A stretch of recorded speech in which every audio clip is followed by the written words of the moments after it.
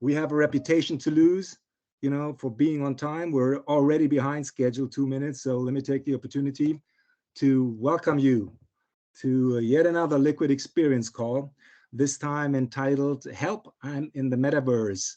My name is Roger. I'll be guiding you through the session. And I must admit, when I first heard the term metaverse, I actually confused it with the multiverse.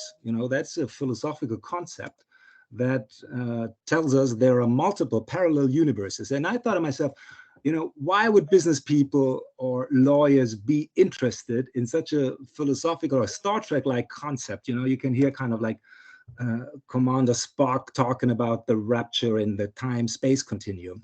And then I realized that these are two different things. And I had three simultaneous thoughts. First I thought that the metaverse is actually a very practical concept. It's not theoretical at all, in the sense that it's a virtual space, virtual and or augmented reality that you can access with the digital medium. You can do it on the PC. You can do it with goggles. If you do it with the goggles, it's actually better because you become the avatar that you have created, and your own physical body movements will make the avatar move, and you feel like you're in this virtual space, and you can more or less naturally interact with other people who are using their avatars. So that is something very concrete and not philosophical at all, and that you can experience. And I thought to myself, okay, maybe then the metaverse is not so different from the multiverse at all in the end, because I'm clicking buttons here, because they both disrupt our expectations, our everyday life understanding and assumptions of what reality feels like. And I also thought that the metaverse in its entirety is and it's overwhelming. When I thought like, okay, I need help to understand this, hence the title of this call, because now I have a rough understanding of what the metaverse is, but how do I get there? How do I use the goggles? How do I move in there? What preparations do I need to take? And also, which metaverse do I choose? There are multiple metaverses, and they're not related to each other. So there's Dreamland, there's Second Life, there's Spatial and Horizon. And I really was lost. And that's why it's good to have this session and have experts with us. And the third thought was, I still haven't answered my original question. Why would anybody, and particularly lawyers, be interested in such a virtual space? Now, luckily, we have people who know about these things whom we can ask, and we have them with us here today. But before I introduce our guests, I'd like to give the word over to one of our co-CEOs, Bernhard Wattel, who, together with others, has created a great webpage on the Metaverse for Legal. I got to say, I was blown away when I looked at the page, and you can actually explore the space there, be interactive without goggles. You can use your PC, and before talking much more about it, Bernhard, show us what you've done. Many thanks, Roger. So very briefly from my side, thanks for the kind introduction. When Roger, he asked me whether I can introduce the Metaverse for Legal page for a first primer on this session, I instantly said yes, because I think it's really a novel opportunity for us here as community to understand in great depth what the Metaverse for Legal could really mean. Actually, when I started to get into this topic, a lot of question marks arose within my brain, and there still are. So don't get me wrong. The more the more I experience it, the more question marks arise, and I think we can only answer it from interdisciplinary, from a community-based approach.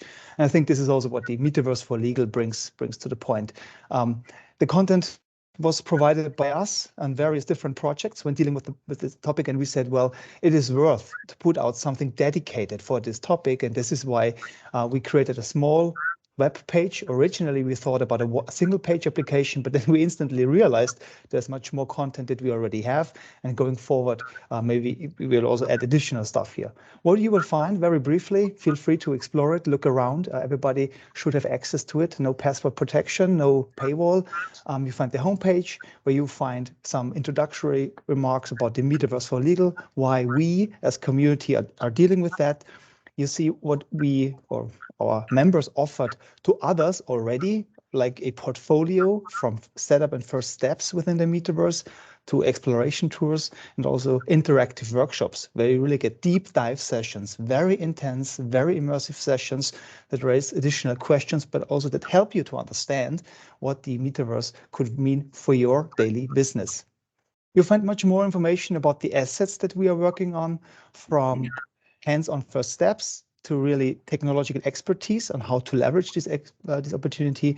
And as you see in the menu, we do have a dedicated gallery where you find a video. Thanks, Anita, for providing that. She took me by my virtual hand between Christmas and New Year, and this was really exciting. I learned a lot, understood many things, and we tried to somehow densely pack it here on this dedicated page.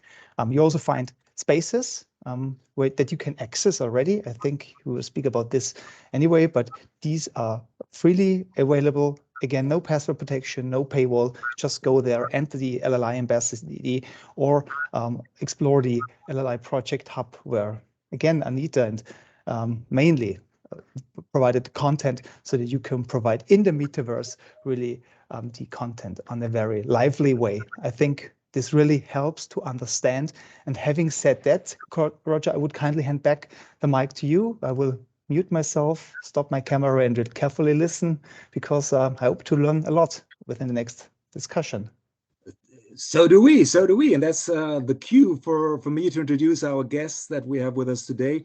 Let me start with Dr. Anita Lamprecht. She's a self-employed international lawyer. She's also a metaverse expert, and I got to read this future law lecturer at Web Law Academy. Welcome, Anita.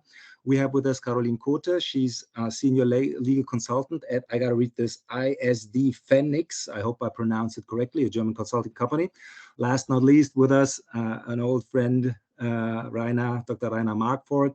He's Global Director of Client Solutions Innovation at Dentons, the world's largest law firm. So ladies, gentlemen, welcome to the show. Word to our audience. As always, you will be muted during this call. If you want to participate, please do so using the chat function. We'll do our best to read out your questions and comment on your statements. Rainer, let me start with you. As always, we had a kind of introductory call to prepare ourselves, and I was struck by a comment that you made. You said you're surprised when you talk to colleagues, professional colleagues, of how little people actually know. And that raised two questions for me. The first question is, like, why is that? Why do people know so little? Is that because, you know, the lawyers are not technology friendly to begin with? And maybe it's you and I, you know, we're not the youngest anymore. We're still young in spirit, but maybe it's a generational issue. We ask people that we know, they tend to be a little older too. And the second question was, why did it surprise you that people don't know that much? Is there a reason why you think your profession should be knowledgeable about the metaverse? Yeah, first question, to answer very clearly, it's not a question of age, not at all. It's probably more a question of how we lawyers are socialized, how we grew up, how we were educated. Mm-hmm. And indeed, if you look at the very traditional way of lawyer education in our universities, and then lawyers entering either a legal department or a law firm, and then they work with pencil and paper, mm-hmm. While our clients in business work on platforms with digital tools and so on. I mean, how could you expect that lawyers would be more front runners on this in this area? And on the other hand, as you said, it's not a question of age by numbers, but more a question of how your mental setup is. And that maybe leads me to the second question.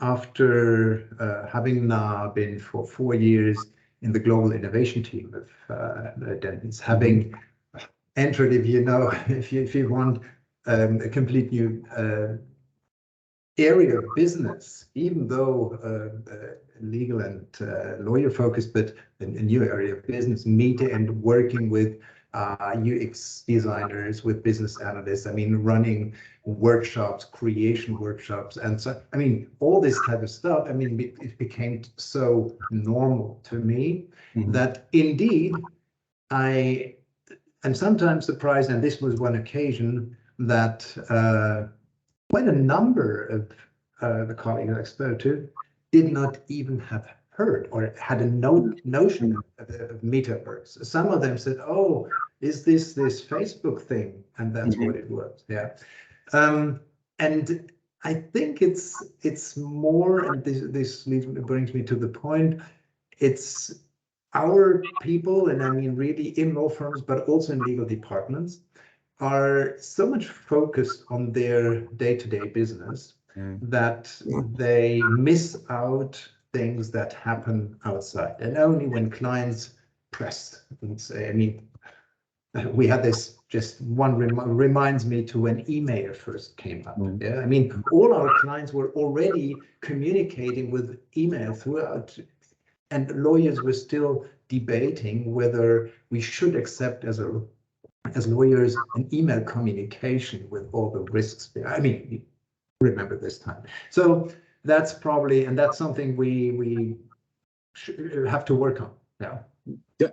So what I hear you say, it's first, it's kind of youth of mind, youth of spirit, and what that's needed. And the second is the clients are doing it. The clients are expecting lawyers to be able to do it, and could be internal and external clients. We'll drill deep on that. Let's move to Carolin.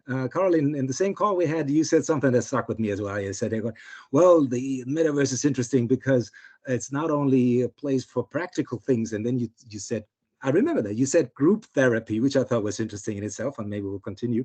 And then you said, oh, it's also can be a place to kind of do something crazy and escape reality, and that's fascinating to me. And so let me ask you: do you have some examples of what that means, or what do you have in mind? What's crazy? How do people escape reality? Have you done it? And or if you haven't, why does that come to your mind? Okay, thank you, Richard. Well, I see the metaverse as some kind of playground for creative thinking. Yeah. Let's say that first. So we have this various application. I think that's important to say. We don't have the metaverse yet. We have certain applications that might turn out to be that one metaverse, or might be combined to one metaverse. So we have these various applications that have such a scale of different degrees of realism. I hope that gets into your mind. So the avatar is one aspect of it, because it's your embodiment. It might be more realistic, it might be less realistic. It's also a way of maybe having a perspective change, because you can be whoever you want. And a woman when you're a man, or a man when you're a woman, or something in between, or whatever you like. I mean, it depends on the application you use. You could be I've seen so many things. I mean, there might be application where you can be even an animal, or whatever you like to be. And so it also works, of course, as pseudonymization. But when it comes to the meaning of crazy, I was rather thinking of a certain scenario. So let me try to explain this with an example. I mean, a musician is planning his tour, and he's choosing venues. And he's choosing venues because he wants to sell a certain amount of tickets to have the income in a proper ratio to the expenses. So if the demand for a certain venue is not high enough, he might drop that out of his tour. So the affected fans might be left to buy tickets for another city. But what happens if the tickets are sold out now? What can they do? You cannot just sell more tickets, because the location is limited, is constrained to a limited number of people due to safety reasons, of course. But in a virtual space, you do not have that. You do not have spatial restrictions. You can just imagine yourself being put as an avatar at a balcony at that event, and you can watch the event. Maybe even the people there can watch the avatars. It's this balcony.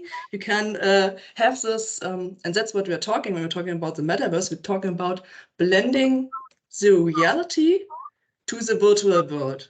Sometimes we have more reality view virtual elements that might be augmented reality, or we have the virtual world with us as our holographs being projected in it. So that's the spectrum we are having. And we have not only no spatial restrictions, we also do not have any other restrictions. We could imagine ourselves as holographs at a concert in the desert. We could imagine ourselves in the jungle next to giraffes and elephants. We could imagine everything up to the Avatar movie scenarios, like whatever you like. So, however, I do think that this only feeds the one motivational aspect, and that is curiosity. And curiosity, if we only have that one, we have people getting into the metaverse, but not actually staying in the metaverse. Then we have another technological trend that might fade out sometimes. So we have to think whether and how we could use the metaverse in a way that feeds other motivation aspects. And mostly this is practicality, this is convenience. So how can we use it? And I experience that people have problems or are struggling with imagining those kind of use cases for the metaverse. But I've also met a lot, many people who are supporting augmented reality.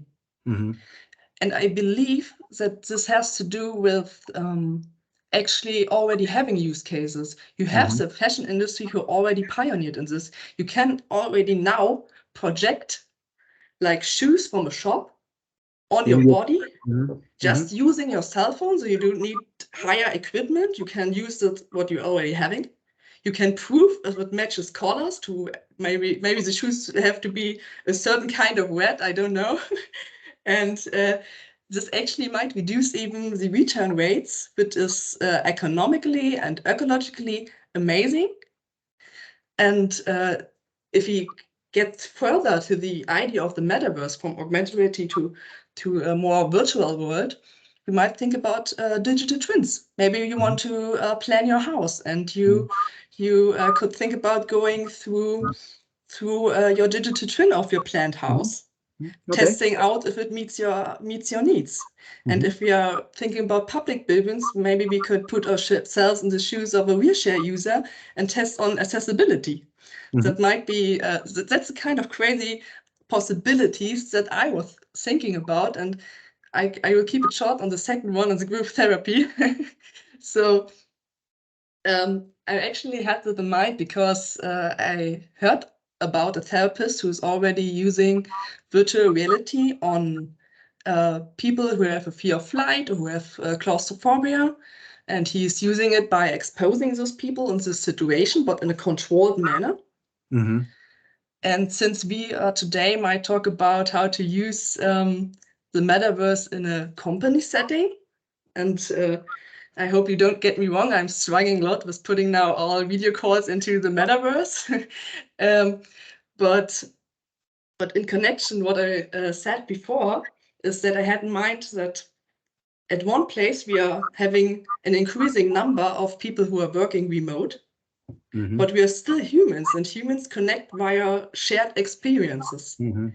So we might be able to use the possibilities that the metaverse applications offer to have group events, to have open discussions using the pseudonymization of the avatar, and maybe have certain events. And I'm really interested in hearing more about it, and to sort of my colleagues. So that makes sense. So basically you said we use the metaverse for something very human, namely psychological issues, which machines don't have. So interesting connection there. You talked about augmented reality, virtual reality, use cases for the metaverse. We'll deep dive into that later. Want to introduce our third guest, Anita. You're the expert here on the metaverse, also with a legal background, which is fascinating. But let me ask you a kind of more straightforward question at the beginning. When often when we talk to people about the metaverse, they say, okay, why do we need that?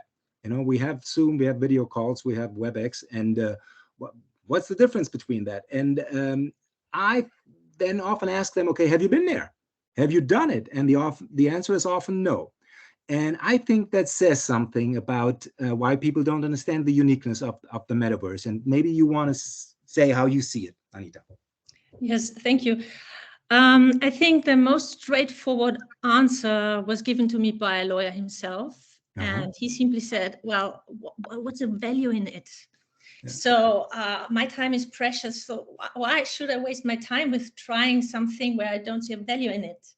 So I think this is one of the main reasons why people just do not bother to dive into the topic, because there's no obvious business to be made for them, in their opinion. And the second reason, and I'm going a bit in the direction of Rainer, is the question is also, do lawyers have the capacity to try it? And I mean now also the emotional capacity. So when the metaverse is about this deep feeling of presence, you have to be to allow yourself to actually feel something new, and also to try something where you might not be good at. And this is completely against how we are also trained as lawyers. This is, I think, what Rainer was also saying, is the socialization. So we are trained to know everything, and suddenly we are clumsy and have to train and learn something like kids. And this might be embarrassing, and also maybe, yeah, we just lose this ability to try and embarrass ourselves sometimes a little bit. Well, interesting. So we'll see how close we get to lawyer bashing, which we want to avoid. I would like to continue on one aspect that I find fascinating. That is, and Rainer, you touched on it, and I know Ita, you talked and write about it. That there is business going on in the metaverse.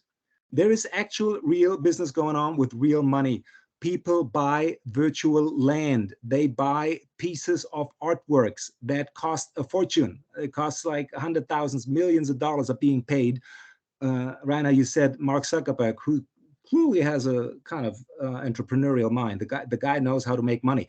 And if he invests in this thing, and if he names his company Meta, you can be sure there's some money in it. So there's real business to be made. And my feeling is, wherever there's business, there are lawyers. So isn't that, and the floor is open now for everybody to say, but isn't that the main reason why we as lawyers, as a legal professional, should be interested in this? Anybody?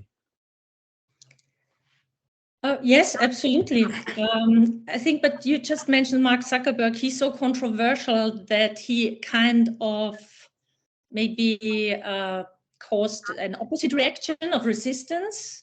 So I personally, I for example, in presentations, I like to show a short video clip of him, because still I think he came forward in 2021, October 2021, and showed us what he's doing. So that's very convenient for us. So we know what he's planning, what he's doing. But then I actually, a few days ago, I decided I will drop this and will concentrate on NVIDIA, for example, as I'm not making any marketing, but just this company is a better example, because the whole industry seems to be in there. So not the whole, but like big companies are building their digital twins that also Carolin mentioned. They're building it there. And I think we need to shift maybe the focus of the lawyers a bit towards this kind of serious business. So that they understand that, yes, if company like Siemens, BMW, just to name two of the few, of the many, are already on these metaverse platforms, building the digital twins of their whole factories, and the whole processes in there, maybe then it's worth getting into that metaverse life cycle. Maybe this will come soon, hopefully. Maybe that's a good point to add on this. At the time that I mentioned, with the introduction of the email, that was still a time when lawyers were legal advisors. Yeah, at that time, the clients came to the lawyers into the office. They asked questions and they got legal advice. Over time, and this is a development that we in our profession now, talking about the external lawyers profession, but also the legal departments, we transformed in a way. So from legal advisors, we became sort of service providers. So we understood that giving legal advice is a sort of service. So we as lawyers went to our clients. No more meetings in our offices, but in their offices. We discussed how to better shape our products. No legal memorandum, but something that they can use. So that has been a sort of development and a self-education or education by clients, and a change. Today, namely the legal department, the departments are much closer to business. In part, they form part of the business teams. There is a lawyer in a specific business team. So they are really close to the in-house legal departments, to their client. Same should be true for the lawyers. With that, I want to say we cannot wait and sit back and lean back and say that everybody else has introduced email, and then we think, okay, can't be that bad, maybe try. Today, we have to be much quicker. And we even would say we have to be on the forefront. We would even, I would even go as far as saying the legal departments with reduced resources, with less time, they may want to rely on us to learn about the benefits that new technology could bring. So that's one part. It's about, and so I'm talking about not, well, let's say to make it positive, I want to talk about educating our people, our colleagues. So that's one thing. The second is, in order to do that, we indeed have to overcome the negative bias of our colleagues. When you mention Metaverse and you mention Zuckerberg, then most of our colleagues, those who are not in technology and venture tech, all others would say, okay, these companies, there is no value. It's all stories. It's and exactly what Anita mentioned last week. Zuckerberg is shifting somehow his interest, and then they say, you see, there's nothing in it. Instead, we should look. And that was the invitation that you made. We should experience it ourselves. Should try to imagine what we could do with it, and that was my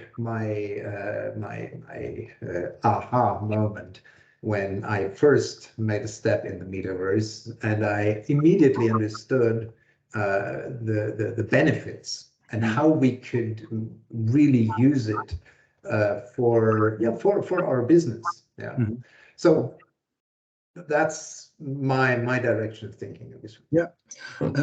Carolin, let me ask you, Ryan, at the beginning you said it's not a generational issue, but Carolin, you're on the younger side. When you talk to colleagues, do you think that there's a better understanding of what the metaverse holds as a potential, in the sense of what Rainer said, that the clients are there, that business is happening there, or is it indeed not a generational issue? It's I would not wondering say in the youth perspective, Yeah, I would not say it's a matter of age. Actually, I might be offending someone here, but I would say that even as older you are, as more experienced you are in handling the metaverse. And here's why. I was actually trying, because many people haven't been there. Anita and I talked recently in the metaverse actually about this experience. I was showing some people that I knew in my environment. I was putting the goggles on them and let them experience this first steps application that Meta is offering. And what was interesting to me was that actually even older people had it easier to do those first steps without introduction in some kind of instructions by me or by the actual application. And here's why. You are actually doing the same thing, and Anita mentioned it somehow. It's the same thing what you learned as a baby. If you have a computer, you have this box, you have a mouse, you have a keyboard, you don't know how.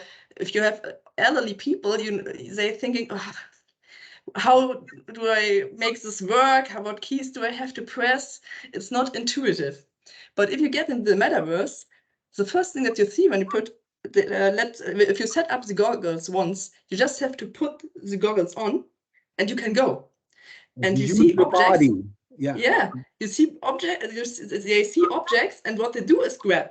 And then they grab, they look at this, they open their hand, the object falls out of their hands, and they think, ah, yeah, right, if I open my hands, it falls. So the next time I grab, let's try if I can throw the object.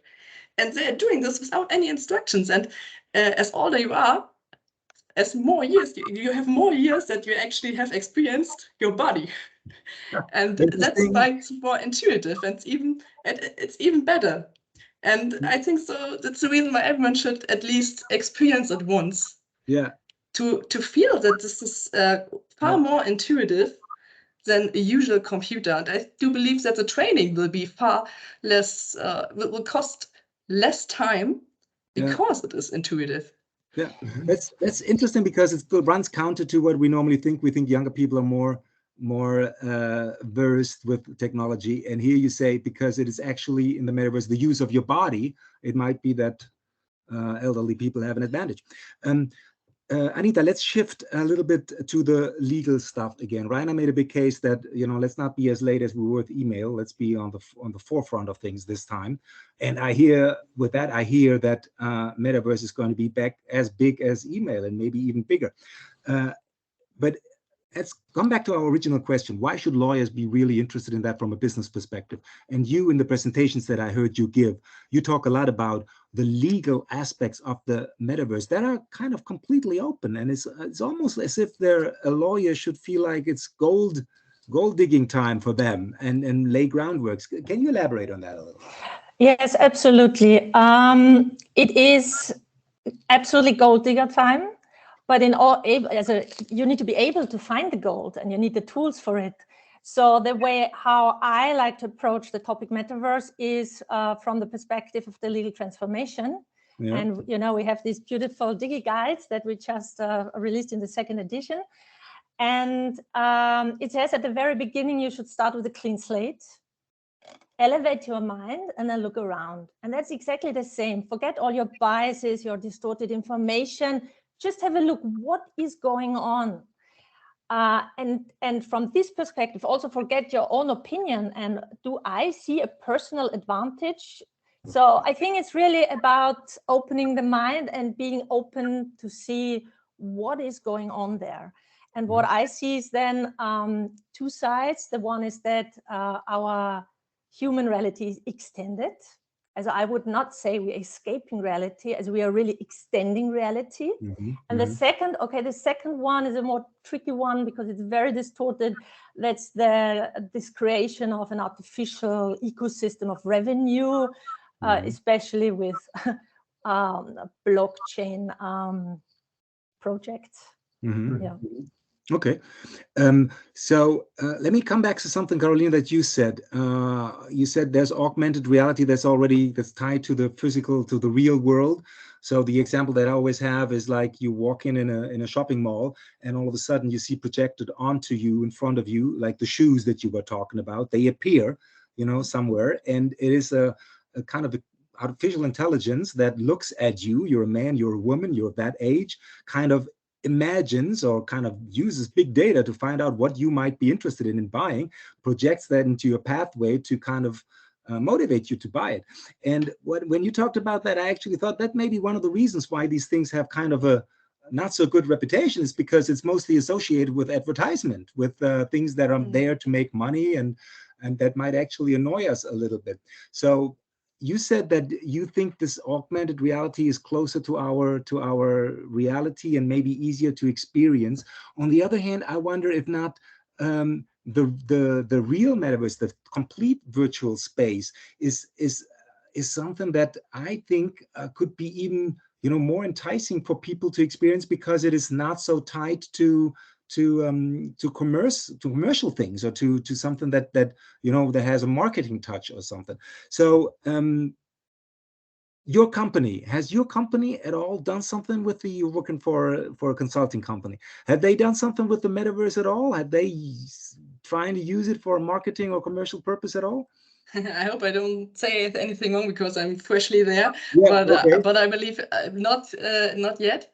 And you're right with thinking about ideas how to or let me start different. I think there is even a name for the psychological effect of humans not trusting robotic version humanoids that look too close to a human being. Okay. There's like as more as it looks like a human being, it first starts to create more trust, and at some point it drops immensely, and it's called uncanny valley effect. Right. And I think, and that's the point, in augmented reality you have extinctions, you have holographs, you have seen that before, you have experienced that before in movies and so on. You don't feel threatened by it as much, but as closer you get into this virtual world, you feel afraid of. Anita and I talked about it when it comes to for example, the new goggles will be tracking more of your face to create more emotions in the avatars, and you might feel threatened by the idea of getting your face actually being tracked. And maybe, especially since deep fakes and so on is another buzzword now. And at the same time, when you get to a real virtual world and you have these extremely comic-like avatars, you again feel safer, as you said, because it's like a gamification somehow. Mm-hmm. And you don't feel as attached again. So it's weird how different people react. And I want to come back to a point that Rainer said at the beginning concerning legal education and lawyers being having a lot on their plate. And that is what was coming to my mind too, that I once noticed someone writing about reverse mentoring. This is quite a misleading word somehow, but it means if you haven't heard about it, it means that an experienced professional learns something from a youngster, maybe a law student in this case, and thinking about the fact that lawyers already have a lot on their plate, it might be a nice idea to have law students combining the idea of hands-on experience doing a moot court and this aspect of gamification, that we have this virtual simulation of courts, so that they can actually be put into the perspective of a lawyer or a prosecutor or a judge, maybe even a victim or perpetrator. And at the same time, I was having this thought. I was thinking, well, is it psychologically all right to put someone into a victim's shoes and maybe even simulating the scene that leads to the court? I'm interested in hearing your thoughts about it, and in general about maybe using it for legal education to gain actually experience to law practice. Mm-hmm. So it could be used for legal education, could also raise the question of what is allowed in the metaverse. Can I do bad things to other people? Can I hit someone? I mean, it's just a virtual avatar. It doesn't feel pain, but it's still a kind of a violent act. Aren't those questions that would also arise, Anita, besides the question of how do I own something and how do I legally enforce my rights? Is there a question of ethics in the metaverse? Yeah, I think that's already there massively, because there has been a lot of, let's say, misconduct. And I find it so funny that we question the impact of behavior in the metaverse, but we do not question it via email or SMS message. So what is the difference? It's a way. So whenever somebody offends you in an interaction, in some way of communication, it's an offense of you. So it does not matter in how you pack it. So also what I just wanted to add, something. I would see the term metaverse much broader. So it is really more, for me, more a new way of how we communicate with each other. And I would not differentiate between virtual world and augmented world, because it's really just about elevating communication with the help of technology and more 3D technology. So, yeah. Interesting. So communication, Rainer, back to email, huh? No, not at all. Just, I mean, we're now future looking, yeah? And maybe to pick up on that one, which this is really what triggers me most in the metaverse. It is the interaction. It's more than communication. It's the real interaction. When I did my first steps in the metaverse, guided by Anita, what I immediately felt was that in a metaverse, I mean, on this platform interaction, it had a different quality than a Zoom or Teams meeting. I mean, we might say, if you haven't had this experience, and so to all of those who listen, I would invite you to take any opportunity just to step in. Do it. If you haven't had this, you might think, we have here on the screen, we have the faces, you see everything, and it's, yeah.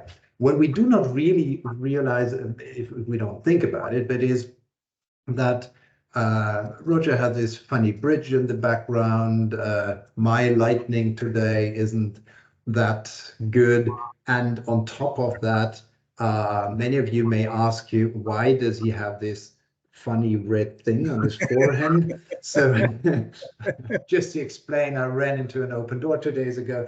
And now see that point, whatever in real life or on a screen like here would prevent you from being really open and feel comfortable, that is much easier in the metaverse. Even if it's only an avatar, even if it's not really close to how you look like, even if it's only the head, the shoulders and the hands, what I felt, when my experience was, you had a more intensive interaction. You were quicker, opener. It was maybe also this, as we already mentioned, this feeling of being more, not childish, but in a state of a young person, a child, to experience things. Mm-hmm. And it's not. Many of you may think, okay, we're going back to childhood. No. We are going in the right direction, which I believe is using our emotional intelligence. We're living in a time where all those things that we learned and were trained as lawyers, research, fact-finding, will more and more be supported and in some part taken over by artificial intelligence. Interesting. Yeah, I mean, it's not a step from today to tomorrow, but in 5 years' time, I mean, we just experienced ChatGPT. Yes, there's a lot of quality issues still, but I mean, why? Who of us would really think that in 5 years' time we still do research on legal issues the same way we do today? Okay, so that will diminish. What will come up and will become more and more important is our real brain capacity, which is the emotional intelligence. And this is what I believe we can train in the metaverse much easier. It's so much easier to do it there, and we can establish good relationships. You see, I look on the positive thing, yeah, not on hate speech, but on the positive thing where we build relationship and trust with people that we know. I mean, in a safe environment, yeah, we admit people. So that is where I see the real value of the metaverse. That's fascinating, and we'll pick up on that in a minute. Just a word to our audience: we have like 40 minutes left, so if you want to ask a question or make a comment, please put it in the chat, and I will ask Bernhard to kind of comment or read it out to us, because it's hard for me to read it because it's small print. But so let us know what you think and write it down. Emotions. Anita, you mentioned it. I think Carolin, you mentioned it with group therapy. Now, Rainer, you mentioned it. So I think that's an interesting thesis. So the future of lawyering is the emotions, because the fact-finding and the rational side, maybe computers can do, but the client relationship, the understanding of client needs, the human need behind the legal issue, if you want, that requires maybe a sympathetic mind, requires empathy. And Rainer, you wrote an article in our book about emotional intelligence. So, and you said it can be done in the metaverse maybe better than in real life. Let's expand on that a little bit. Anita, you're nodding. What's your view on this? Yeah, I find this topic super interesting, especially when we combine it with our lawyer well-being project. So I was attending to a course for a few weeks, and we also had to think about a project for the metaverse. And one project that we found, and that now brings me back to lawyer well-being, was really how could you help people, for example, to get access to psychological help. And we found out that one of the main barriers is that you sometimes, so that it's also biased. You cannot go to a psychologist, or you don't have the time, or it's just also too much for you to open up to another person. And when you go in the metaverse, I think as you can layer your perception and as you can determine how much you give away of, for example, your body language, I think it's easier, and still it's a bit more personal than, for example, a telephone hotline. Okay. So because you get, even from these avatars, a little bit of body, and you get a little bit of body language. And as Rainer said, and Carolin said, it's more personal, the exchange. So I think this could be a huge advantage, and you can even distort your voice. So you can be completely artificial in the way you approach somebody, but still you can exchange in a more human way with your therapist, for example. So yeah. Well, Carolin, that comes back to the therapy session. Is that would you agree? Yeah, absolutely. Yeah. I mean, you have the factor of pseudonymization, which is reducing maybe, or maybe if shame is keeping you away from getting help, this might actually be it. And if we're thinking about lawyers having often struggling with burnout, you might think about putting your goggles on and going to a meditation room without being exposed to the other ones, going to the walk of shame, I don't know. And you also could talk to others who are in the metaverse with your avatar being pseudonymized about certain issues that you're having with your work, with your company itself. Talking about whistleblowers here, maybe even we can talk more openly without being exposed. So interesting. And I'm reading the chat. First of all, Bernard lets us know that only those people who are kind of officially logged in through MS Teams, I guess, will be able to use the chat function. So, sorry for that, but we do have one comment, and apparently we haven't been doing such a good job at explaining the differences. I mean, I can tell from our enthusiasm, the four of us are convinced, but it hasn't taken over. So Jobst asks, still don't see the difference, or kind of the value of Metaverse versus other communication tools. And I don't want us to repeat what we've already said, because we spoke a lot about it. Let's think on this on a meta level. Why is it that Jobst doesn't see it as we do? How's that happening? We assume he's a smart guy. So and how's it coming? So Anita, you raised your hand, and then Rainer. I think that's the point that I meant with elevate your mind and look around you and forget your own opinion. There are people doing it. There are people using the metaverse, augmented reality, virtual reality. So from a lawyer's perspective, there is business. And for example, if people are using virtual reality to get some therapy, then it's our job to safeguard them.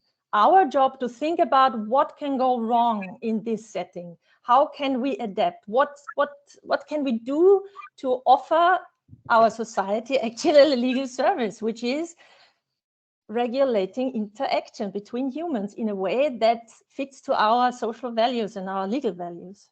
So maybe that's an answer. I don't know. Jobst, please tell me. So Rainer, back to Jobst's question, or to our question. Jobst says, I still don't see it. Yeah. Why not? Because it is not something that you can simply digest with your cortex, your forefront. Gotta go in. I can explain to Jobst how it is to ride a horse. If you have never been on the back of a horse, Jobst will not understand what it is. I mean, yes, words may express, you can use everything, but what you need to understand is the experience. And I would say it's the same with the metaverse. Okay, cool. Carolin. So I can understand Jobs in that way, that we can read body language, and the body language of someone tells us a lot. But we are living in a world where now everyone, or many people, are working in remote teams, and we just don't work next to each other. And those Zoom calls, we are actually seeing now what we are seeing. I guess Rainer was the one telling us last time about it. We're just seeing that. So we don't even see the arms, and we don't see anything. And when it comes to the metaverse, the vision is that actually you can enter it via avatar. You can enter by your webcam, by your facial scan, actually. That is happening too. So you can enter it via webcam directly, like you do right now. And by doing that, you can work in a room, in a workspace with everyone who's entering it in a way, whoever feels comfortable with whatever he feels comfortable with, or she. And then you work in a room, you can move objects, you can extend. Anita was telling me about it. Maybe you want to tell about it more. You have a car, and you can put the car, make it larger and see every part of it, and you can actually interact as a group from different places in the world with one object, and that is what makes it special. You know what I just realized? We talked the whole time that you cannot talk about it. You cannot explain it. And what are we doing? We're trying to explain it without showing it. So Anita, the last time we had a call, right, about people interested in metaverse from LLI, and you ended the call by saying, next time we do it in the virtual space. And then I think that's what we got to do. So I apologize for everybody who, still doesn't get it. I think you just need to do it, and we need to facilitate you with doing it. I want to pick up on a question that Bernhard raised, and that is, how can we get people to go in? So what can we do? I guess both as a LLI, but maybe also as companies, as employers who might see the value in it. Let's just have an open round again, and Anita, will start with you. Yeah, I think that's what exactly actually we were doing in the last half year, working on this opportunity to make it more understandable to the legal community. So we were building little workshops that we can offer, so that we from the Legal Institute, we can rent goggles and then come to you, for example, in the law firm, and we just show you what the metaverse is. And of course, the metaverse is not just VR, as I said, but that's just such an easy example. I mean, there are also these portals, Carolin mentioned it, but they cost a fortune, and I think you cannot rent them, with holograms and augmented reality. Is also still a bit more tricky. You mean the real physical doors? Yeah, they're physical doors. They're brilliant. I would love them, but I cannot buy them. So, so if anyone wants to sponsor them, yes, we can. Let's do it. We're open for donations. Yes. Yes, we are open for donations. So I think the easiest thing is just invest in a workshop and experience it. So we have the theoretical part with a little presentation and Q&A, and then just put them on and let us guide you in the metaverse. Or, as you mentioned in the roundtable, I offered that we have the next roundtable in spatial, because you can enter with desktop or the VR goggles, but people were very hesitant. So I think I have to postpone it a little bit. Oh, really? So that's too bad. We're offering it and people are not doing it. So no, they're not doing. But you know, I think Kai is listening. It also took me more than half a year to get him into the virtual reality, and actually, I forced him doing it for the Metaverse Web Law Summit, where I needed some audience who were joining me in Horizon workrooms. So, and since then, I think he's really into the topic. So interesting. Yeah.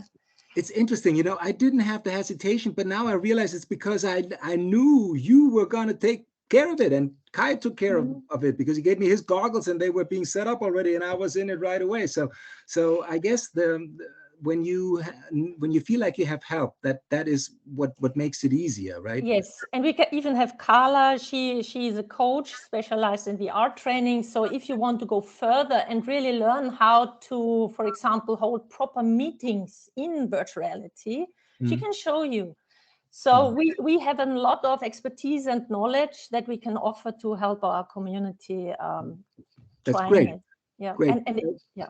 Carolin, I want to go to you and then end with Rainer. Any idea on how things could be moved along? Something where you think what is needed for lawyers to go into the metaverse? What is needed? I think what was said about the vision actually, and how Rainer said, we have to experience it and have a clean slate, have a creative mind, an open mind, and then see whether you have ideas of use cases or not. And I saw that Jutta was talking about data protection. Of course, it's a complete different topic that we do not make up in 3 minutes, especially when we talk about DAOs and decentralized characteristics. That might be something for another topic, but letting that aside for a moment, you just have to experience it and find out yourself. I think when you are in it, you will get some ideas. Yeah. Rainer, I want to end with you because you're such an enthusiast about it. And if I dare say, you're also advancing your company. I mean, you're Carolin and some others may be younger and they're not that far along. You have something to say. And what can you envision that would help? Talking about my law firm and now taking the law firm perspective, the best thing to do to trigger a lawyer to experience and try something new is to have a client to ask him to do so. And even to the contrary, if you would ask an external lawyer to try something out with a client that he's not super convinced that this would work out well, he wouldn't do. Yeah. So that brings me to the point that indeed we should maybe start with the in-house legal teams. And from there, and I mentioned the business partner relationship between internal and external lawyers, to maybe try it out first in a legal team, but then invite external lawyers and do exactly a meeting and try out a new meeting format that then I'm convinced all will experience to be more creative, more efficient, more effective. So that would be my vision, my very specific, concrete vision. We have to end on this. I couldn't imagine a better sales pitch for the metaverse. Everything will be better in the metaverse. Great to have had you on the show. Anita, Carolin, and Rainer, it was a pleasure. I hope the audience, you enjoyed it as well. We're at the end of our hour. The weekend is waiting. I hope you'll have a wonderful time to relax and maybe you'll get one of those goggles and relax in the metaverse. Hope to see you next time. See you in the metaverse. All right, exactly. See you in the metaverse. Thank you and bye-bye. Thank you. Thank you. Bye. Bye. Bye.